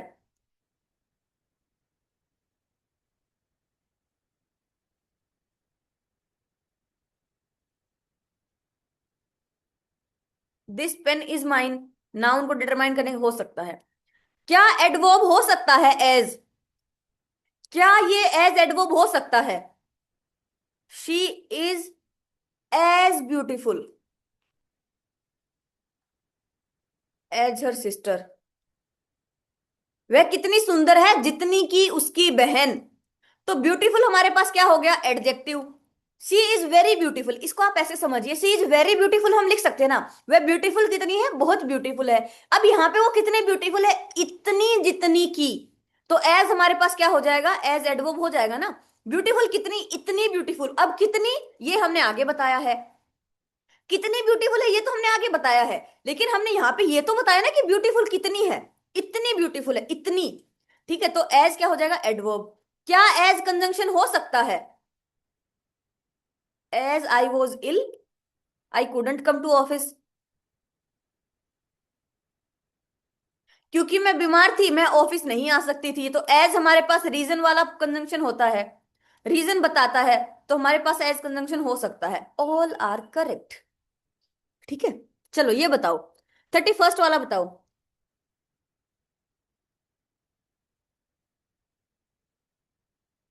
हम्म, चलो, मुझे बहुत ही ज्यादा मजा आ रहा है ये क्वेश्चन रख के। देखो, मुझे ये बताओ, तुम लोगों का दिमाग खुल जाएगा। बस एक मिनट, हाँ मुझे ये बताओ, प्रेपोजिशन क्या होता है? एक मिनट प्लीज शांत हो जाओ यार, प्लीज। देखो, प्रेपोजिशन, प्रेपोजिशन क्या होता है? प्री प्लस पोजिशन, जिसकी पोजिशन पहले है, आप लोगों को ये पता है। प्री प्लस पोजिशन, जिसकी पोजिशन पहले है। किसके पहले है इसकी पोजिशन? ऑब्जेक्टिव केस के पहले है ना। ऑब्जेक्टिव केस क्या होता है? नाउन, प्रोनाउन या जिरंड हमारे पास होता है ना ऑब्जेक्टिव केस। ऑब्जेक्टिव केस समझते हैं ना? ऑब्जेक्टिव केस, क्या ये ऑब्जेक्टिव केस है? यहाँ पे तो ये सब्जेक्ट प्लस वर्ब का गेम बन रहा है ना। अगर मान लो ये स्पीक वर्ब है, अगर स्पीक वर्ब है तो वर्ब को क्या चाहिए? वर्ब को अपना सब्जेक्ट चाहिए। और अगर ये सब्जेक्ट आ गया बिफोर, अगर प्रेपोजिशन होता तो ऑब्जेक्टिव केस होना चाहिए था ना। प्रेपोजिशन नहीं है। आपको प्रेपोजिशन और कंफ्यूजन में सबसे प्रेपोजिशन और कंजंक्शन में सबसे ज्यादा कंफ्यूजन होती होगी, है ना। आप सिर्फ ये समझिए, आप सिर्फ इसको ऐसे समझिए कि प्रेपोजिशन के बाद में हमेशा ऑब्जेक्टिव केस आता है। प्रेपोजिशन के बाद में कभी भी सब्जेक्ट वर्ब नहीं आ सकता, सब्जेक्ट वर्ब कभी नहीं आ सकता। सब्जेक्ट और वर्ब कैसे आ जाएगा? हमारे पास क्या हो जाएगा? ये प्रेपोजिशन नहीं होगा, एडवर्ब नहीं होगा। इसका आंसर पता है क्या है, जो आप लोगों को जीवन में भी नहीं लग सकता? इसका आंसर है कंजंक्शन, है ना? अरे ये क्या पढ़ा रही हो?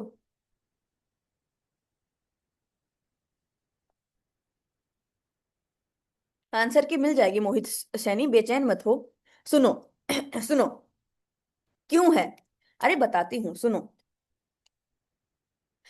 यू प्लस स्पीक, क्या सब लोग मानते हैं कि ये सब्जेक्ट प्लस वर्ब है? यू प्लस स्पीक हमारे पास सब्जेक्ट वर्ब है, क्या सब लोग मानते हैं? थैंक यू सो मच, आप लोग मान गए मेरी बात। क्या ये थिंक मेरे पास वर्ब है? क्या ये थिंक मेरे पास वर्ब है? थिंक वर्ब है ना? अब मुझे ये बताओ, ग्रामर को पैदा करने के लिए, ग्रामर को पैदा करने के लिए दो लोगों को साथ आना पड़ता था। कौन लोग साथ में आए थे? Subject plus verb. इसका मतलब क्या है? हर एक वर्ब का सब्जेक्ट है, हर एक सब्जेक्ट की वर्ब है। अब चाहे बेशक हमें सेंटेंस में ना दिख रहे हो, और जिस सेंटेंस में हम सब्जेक्ट को हाइड कर लेते हैं, सब्जेक्ट को हाइड कर लेते हैं, मतलब वर्ब से शुरू करते हैं, वर्ब से जिस सेंटेंस को शुरू करते हैं उनको क्या बोलते हैं? इंपेरेटिव सेंटेंसेस बोलते हैं। इंपेरेटिव सेंटेंसेस होते हैं वो, इंपेरेटिव सेंटेंसेस होते हैं। बट एक मिनट, अच्छा ये बताओ, इसको बहुत अच्छे से समझो। अगर मैं आप लोगों को ये बोलूं क्लोज द डोर, दरवाजा बंद कर दो, मैंने किसी ना किसी को तो बोला होगा ना कि दरवाजा बंद कर दो, तो ये बंद करने वाला इंसान कोई ना कोई होगा ना, ये बंद करने वाला कोई ना कोई इंसान होगा ना, इसका मतलब इसका सब्जेक्ट है। बट मैंने उस सब्जेक्ट का नाम नहीं लिया है। ठीक है, अगर मैं बोलूं गेट आउट, बाहर निकल जाओ, तो बाहर निकल जाओ किसी ना किसी को बोला होगा ना, इसका कोई ना कोई रिसीवर होगा ना, मतलब इसका सब्जेक्ट है लेकिन बताया नहीं हुआ है यहां पे। मतलब जो भी इंस्ट्रक्शन पास हो रही है वर्ब से शुरू करके, मेरी बात ध्यान से सुनो, वर्ब से शुरू करके अगर हमने सेंटेंस बनाया है, मतलब जो भी हमने जो भी ऑर्डर या फिर जो भी हमने बात पास ऑन की है, इसका मतलब उसका रिसीवर कोई ना कोई तो है, उसका सब्जेक्ट कोई ना कोई तो है, बस मैं वहां पे बता नहीं रही हूं। ठीक है, अब यहां पे क्या है? You should think before you speak, you are suppose to think before you speak, you are requested to think before you speak. अब इसके आगे मैं कोई भी भावना जोड़ के, अब ये किस पे डिपेंड करेगा? ये डिपेंड करेगा कि मैं किस टोन में बात कर रही हूं। You are requested to think before you speak, you are ordered to think before you speak, you are suppose to think before you speak, you should think before you speak. ठीक है, तो imperative sentences ऐसे होते हैं जिसमें हमारी भावना छिपी होती है, और हम सिर्फ वो वर्ब से शुरू कर देते हैं और उसके आगे सब्जेक्ट नहीं लगाते हैं। इसका मतलब इसका सब्जेक्ट तो है, इसका सब्जेक्ट है, तो एक सब्जेक्ट वर्ब दूसरी सब्जेक्ट वर्ब, बिफोर क्या बनेगा? बिफोर बन जाएगा कंजंक्शन। आई होप आप लोगों को बहुत ज्यादा मजा आया होगा और आपने कुछ नई चीज सीखी होगी। ठीक है, अ, चलो, हाँ बी क्वाइट हो सकता है, कुछ भी हो सकता है, आप वर्ब से शुरू करें बस डायरेक्ट। चलो, I think I have made enough questions, क्या होगा?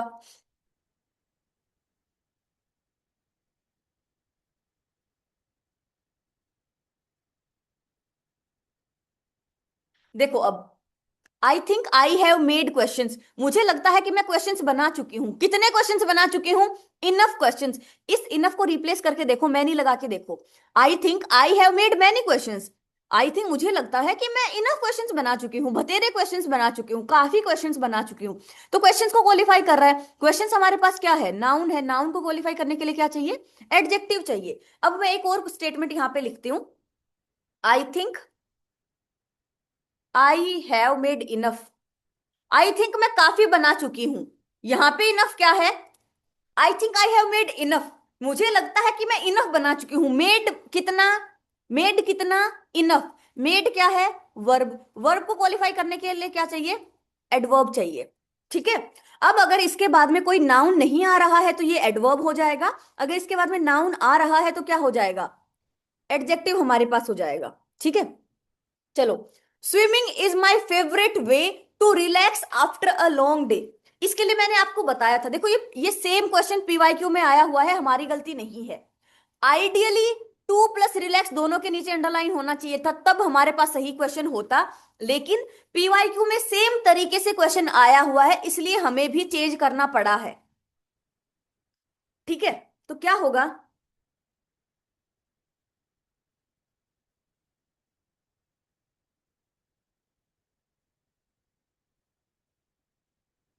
हमारे पास टू के बाद में देखो, अगर टू के बाद में V1 है तो क्या होगा?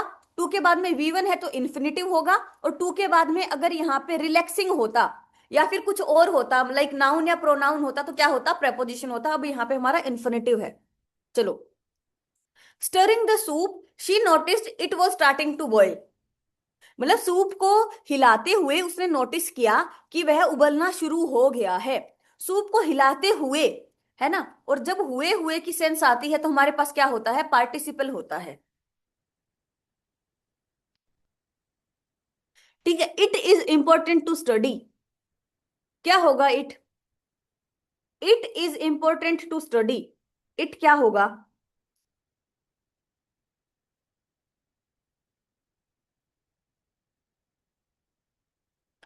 इट हमारा इम्पर्सनल प्रोनाउन है। ठीक है, इसके लिए ऐसे समझ लीजिए, अगर इट को आप रिप्लेस कर पा रहे हैं किसी नाउन से, अगर इट को रिप्लेस कर पा रहे हैं किसी नाउन से, तो हमारे पास इट क्या है? पर्सनल है। ठीक है, अगर इट रिप्लेस नहीं हो रहा है, इट अगर रिप्लेस नहीं हो रहा है तो क्या है? इम्पर्सनल है। What is important to study? यहां पे सिर्फ हम ये बोलना चाह रहे हैं ना कि स्टडी इज इंपॉर्टेंट।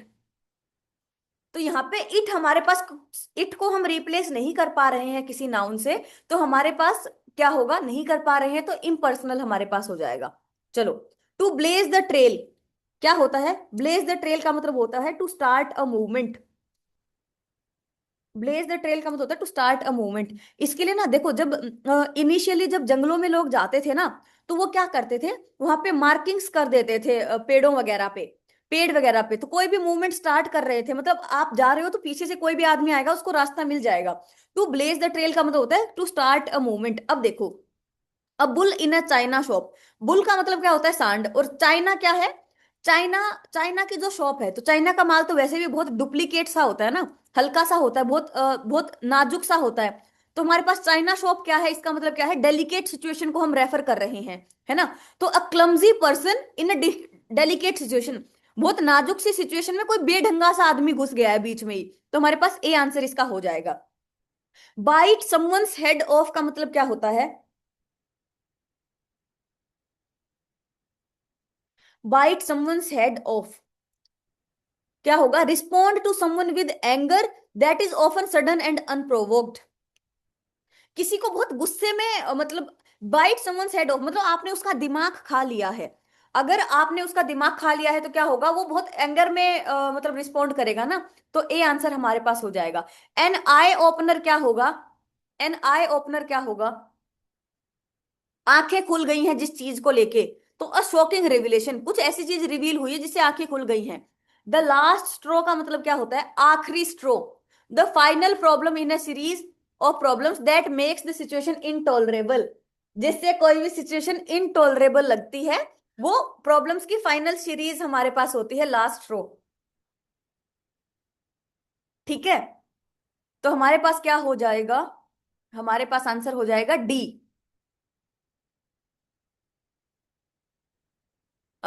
ये S1 S6 कर लेना, आप लोगों को आंसर की मिल जाएगी। हाँ, ये देखते हैं। ये क्वेश्चंस आपके बहुत आराम से सही हो सकते थे। अगर नहीं हुए हैं तो आप अपना हाल देखो। कू का मतलब क्या होता है? जैसे मिलिट्री कू लगता है। मिलिट्री कू का मतलब क्या होता है? जहां पे जो भी गवर्नमेंट, जो भी सरकार सत्ता में होती है ना, उसको हम हटा देते हैं, ओवरथ्रो कर देते हैं। कू लगता है ना, म्यांमार में लगता है, पाकिस्तान में लगता रहता है। तो कू का मतलब क्या होता है? ओवरथ्रो करना। तो सी का होगा दो, सी का दो होगा, तीन ऑप्शंस में है। ठीक है, अब ये देखो, ईगो। ईगो का मतलब क्या होता है? ईगो का मतलब जब कोई इंसान अपने ही बारे में बात करे, ईगोइस्ट, ईगोटिस्ट आपने पढ़ा होगा ना। जो इंसान मतलब नार्सिसिस्ट इंसान होता है, सेल्फ सेंट्रिक इंसान होता है, जो अपनी ही बातें करता है, तो वन सेल्फ के सेंस में हम लेके जाते हैं। तो एल्टर ईगो का मतलब क्या होता है? Another aspect of one self. तो बी का होगा तीन, बी का तीन होगा, एक ही ऑप्शन में है, ए आंसर हमारा हो जाएगा। और वैसे भी एडलिब आपको नहीं पता है क्या? एडलिब का मतलब होता है विदाउट प्रिपरेशन, एक्सटेम्पर हम बोलते हैं, एक्सटेम्पर। विदाउट किसी तैयारी के, विदाउट रिहर्सल आप डायरेक्ट कोई चीज करने लग जाते हैं ना, उसको बोलते हैं एडलिब। इम्प्रोम्प्टू हम बोल सकते हैं, इम्प्रोम्प्टू, एडलिब। ये बहुत बार बताया, ऐसे ऐसे वर्ड्स बहुत पूछ रहा है अब जैसे फॉरेन वर्ड्स हो गए, ऐसे अदर लैंग्वेजेस के वर्ड्स हो गए ना, वो वर्ड्स मतलब पूछता है। तो एडलिब का मतलब क्या होता है? Without practice, without preparation. ठीक है, तो हमारे पास डी का क्या हो जाएगा? एक हो जाएगा। और सिरका का मतलब क्या होता है? सिरका का मतलब होता है अराउंड, अबाउट, अप्रोक्सीमेटली, लगभग लगभग। सिरका का मतलब होता है लगभग लगभग। ठीक है, चलो। ये अगर किसी का गलत हुआ ना, तो आप बहुत अच्छे प्राणी हो। डेमोक्रेसी, डेमोक्रेसी, डेम, डेम का मतलब क्या होता है? पीपल, है ना? हमारे देश में डेमोक्रेसी है, लोकतंत्र है, पता होगा ना, या ये भी नहीं पता है? डेम का मतलब क्या होता है? पीपल। ठीक है, तो क्या होगा? डेमोक्रेसी होगा पीपल्स रूल। तो ए का हो जाएगा तीन, ए का तीन होगा, ये दो एलिमिनेट। मोनार्की, मोनो, मोनो का मतलब वन होता है ना, जैसे मोनोटोनस, मोनोटोनस का मतलब रिपीटेटिव, वो एक ही काम बार बार बार बार चल रहा है। तो सी का क्या होगा? सी का एक हो जाएगा। मोनो का पता है ना, मोनो मतलब वन होता है। तो मोनार्की क्या हो जाएगा? Rule by one. सी का एक हो जाएगा। ये आंसर हो गया हमारा। बहुत आसान क्वेश्चन। देखो, जब आप पेपर में बैठे रहेंगे ना, तब जरूरी नहीं है कि आपको सारे ऑप्शंस का मीनिंग पता रहेगा, आपको इसी तरीके से एलिमिनेट करना है। ठीक है, चलो।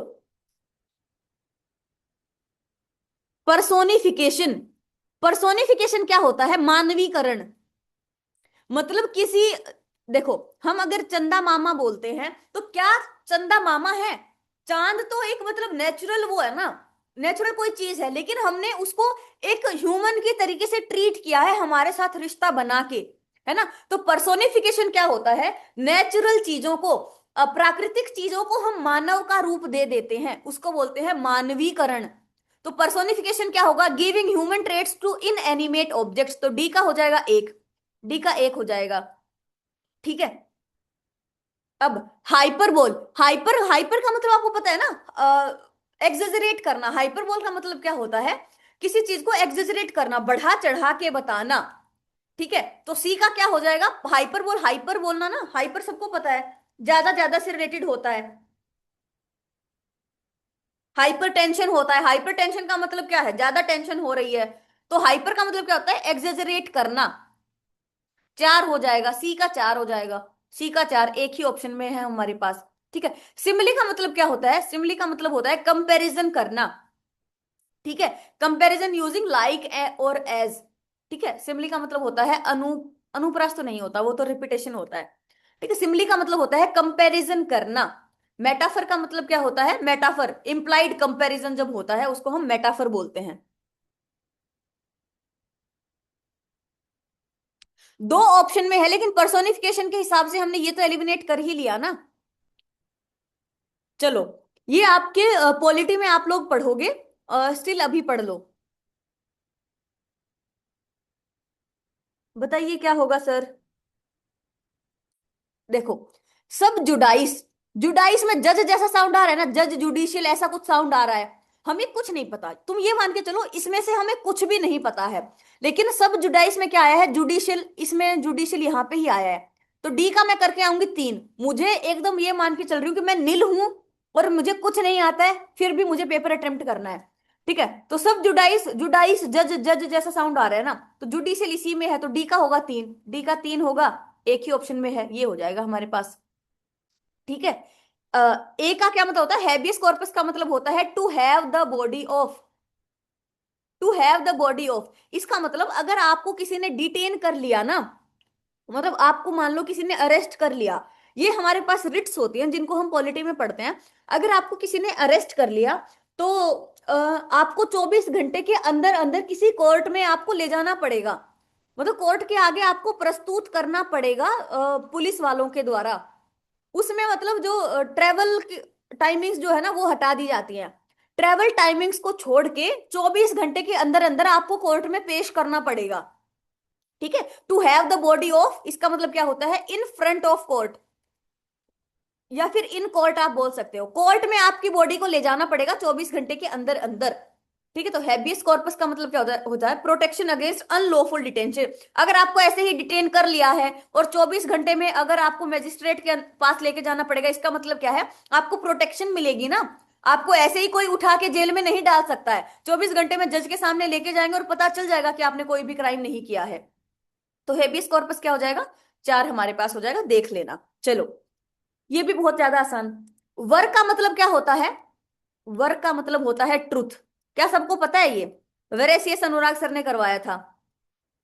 वेरेसियस, ऑनेस्ट, जेन्युइन, रियल हम बोल सकते हैं, जो असली। तो वेरेसिटी का क्या हो जाएगा, 3 हमारे पास हो जाएगा। तो ए का होगा 3, ए का 3 होगा तो हमारे पास क्या हो जाएगा, ए और बी ऑप्शन में से हमें सोचना है। ठीक है, अब देखो मैग्नेनिमिटी, मैग का मतलब क्या होता है, बिग। मैग्नेनिमस क्या होता है, जो बिग हार्टेड इंसान होता है ना, जो काइंड इंसान होता है, जिसका बहुत बड़ा दिल होता है, उदार इंसान होता है ना, उसको हम बोलते हैं उदार इंसान। ठीक है, तो हमारे पास क्या हो जाएगा, मैग्नेनिमिटी का क्या हो जाएगा, जनरस हमारे पास हो जाएगा। तो बी का क्या होगा, एक हमारे पास हो जाएगा, बी का एक। तो बी का एक इस ऑप्शन में ही है बस हमारे पास। ठीक है, चलो, S1 S6 की आपको आंसर की मिल जाएगी। एंड अभी मेंट्रो सेशन है 12:30 से, तो आप प्लीज कर लेना। इनके मैं आपको आंसर्स बता देती हूँ। ठीक है, इम्प्लाइड का मतलब क्या होता है, मैं बस मीनिंग आप लोगों को बता देती हूँ एक बार। ठीक है, इम्प्लाइड का मतलब क्या होता है, हिडन, हिडन, इम्प्लिसिट। ठीक है, जो मतलब छिपा हुआ होता है ना, जो हिडन होता है, उसके लिए हम यूज करते हैं। इन्फर का मतलब क्या होता है, इन्फर का मतलब होता है कंक्लूड करना। ठीक है, किसी चीज से कोई चीज डिड्यूस करना, इस चीज से क्या समझा है, क्या इन्फर क्या है, जो समझा गया है किसी चीज को इन्फर करके, जो समझा गया है, क्या कंक्लूड किया गया है, उसके लिए हम यूज करते हैं। ठीक है, चलो, टिल और अनटिल आप आराम से देख सकते हो। इनडिफरेंट का मतलब क्या होता है, स्टोइक इंसान को हम बोलते हैं उदासीन। जैसे ही इज इनडिफरेंट है, वो क्या है, वो इंसान एपेथेटिक है, अनकंसर्न्ड है। ठीक है, डिफरेंस पता ही है, डिफरेंस। स्टेशनरी, ये जो स्टेशनरी है ना, तो नोट मूविंग के लिए हम यूज करते हैं, नोट मूविंग, जो मूव नहीं कर रही है। और इस स्टेशनरी में ई वर्ड आ रहा है, ई, है ना। तो पेन पेंसिल में ई आता है ना, पेन पेंसिल, पेन पेंसिल में ई आता है। तो स्टेशनरी में ई आ रहा है, तो मतलब पेन पेंसिल वाली स्टेशनरी होती है ई वाली। ठीक है, काउंसिल का मतलब क्या होता है, काउंसिल सभा होती है हमारे पास, असेंबली हमारे पास होती है, सभा। और काउंसिल करना क्या होता है, किसी की काउंसलिंग करना, सजेस्ट करना किसी को कुछ, किसी को मोटिवेट करना, काउंसिल करना। ठीक है, चलो, यार टाइम निकल रहा है, अभी इनको पढ़ना पड़ेगा ना आंसर्स बताने के लिए। ठीक है, मैं आपको इनके इनके मीनिंग मैंने आपको बता दिए हैं कि इनके कौन से के क्या मीनिंग होते हैं, और इसके आंसर की आपको मिल जाएगी। उस हिसाब से आप बहुत आराम से अपने आंसर्स पता कर पाओगे कि ये आंसर क्यों हुआ है। अभी भेज दूंगी, इसके बाद ही आपको भेज दूंगी। और एक आपने नाउन के आंसर की मांगी थी ना, ठीक है, अभी कर दूंगी पक्का से, इसके आंसर की, नाउन के आंसर की, और ये हमारे एनोटेशन वाली पीडीएफ। ठीक है, चलो, हैप्पी न्यू ईयर यार, happy new year. I hope कि आपका ये साल अच्छा गया होगा, आपने बहुत प्रोग्रेस की होगी अपनी नॉलेज में। आप मतलब हो सकता है कि आप कहीं पहुंचे ना हो, बट आपने बहुत कुछ सीखा होगा इस साल में। तो इस साल की नॉलेज को नेक्स्ट वाले साल में बहुत अच्छे से यूटिलाइज करना, और अच्छी जगह पहुंच जाना। ठीक है, चलो, may God bless you all यार। ठीक है, चलो, थैंक यू सो मच। ध्यान रखो, मजे करो, आज शाम को क्लास में आ जाना। ठीक है, चलो, धन्यवाद, बाय बाय।